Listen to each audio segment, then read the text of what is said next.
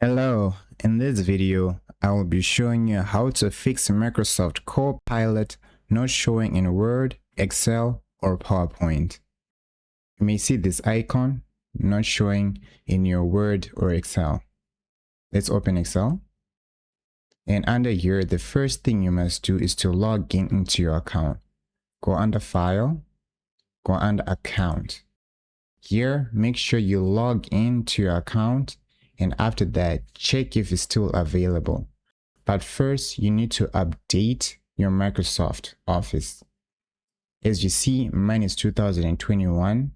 That means it's out of date. So to update it, you just need to go to Update Options and click on Update Now.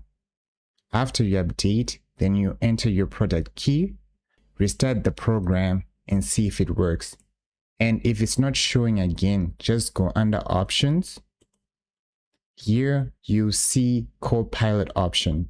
Click on the Copilot option and click on Enabled. And then you click on OK and restart the program and see if it works. And after you do that, you're done.